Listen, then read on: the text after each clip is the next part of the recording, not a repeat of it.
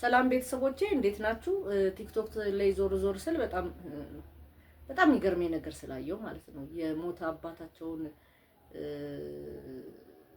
ልደት ለማክበር ሄደው እኔ በጣም የሚገርመኝ በእውነት መልእክት ማስተላለፍ እፈልጋለሁ። ምንድነው መልእክት? ለምሳሌ ቫይራል እንወጣለን በቲክቶክ ወይም ደግሞ በሌላ ገንዘብ እናገኛለን ብለን የምናስብ ሰዎች ይልቁኑ ቁም ነገር የሰሩት ሰዎች ይሄውን ለምሳሌ ሴፉ ላይ ተናላል ያ ማን ነው ኮሜዲያን ያሲኖ ምናምን ቁም ነገር ነው የሚሰራው። ብዙ ጥሩ ነገር አድርጎ እንኳን በቂ ገንዘብ እንዳላገኘ ነው የሚነግረን። ልፋት አለው ማለት ነው። ስለዚህ ሳንለፋ ደግሞ እያሾፍን ቫይራል ይወጣል ብለን ከዚህ ከህብረተሰቡ ኖርም ውጪ የምናደርገው ነገር እኮ ትክክል አይደለም። አናገኝም። እኛ ስማችን ይጠፋል። እኛ እንደዚህ ያሉ እንደዚህ ሆነ እንባላለን እንጂ ስማችን አይጠፋም። እንዴት አባትን ያህል ነገር ሄዶ መቃብር ላይ ማሾፍ ማለት በጣም ነው የሚያሳዝነው። በእውነት እኔ በጣም ነው ያዘንኩት። ምን አይነት ትውልድ ነው? ልጆች ናቸው፣ ሚስትም አለች መሰለኝ። ግን ምን አይነት ትውልድ ነው ያፈራ ነው?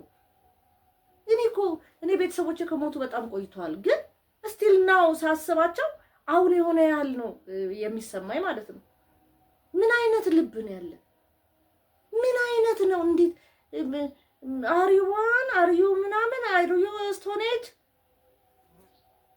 አሪዩ ምናምን አሪዩ ስቶኔጅ በጣም እኮ ያሳፍራል በእውነት። ይሄ የህብረተሰባችን ኖርም ማለት ነው። በመሰረቱ ከፈረንጆች የመጣ ነው እንጂ መቃብር ቦታም ሄዶ ሻማም ማብራት ምንም ይሄ ሙት መንፈስን የማናገር ይሄ መንፈሳዊ ተጽዕኖም አለው። በመሰረቱ እኛ ጋር የሚደገፍም አይደለም። እሺ እሱ ይቅር። አያሳዝንም? አያሳዝናቸው?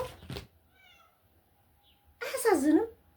አባት ለነሱ ሲል ዳቦ ይዞ የሚመጣ ለነሱ ሲል ሌላ ነገር ይዞ የሚመጣ ለነሱ ሲል ብዙ ነገር የሚያደርግ በጣም ነው የማዝነው በእውነት። ይሄ ከህብረተሰቡ የሚጠበቅም አይደለም፣ ትክክልም እንዳልሆነ ነው የምናገረው።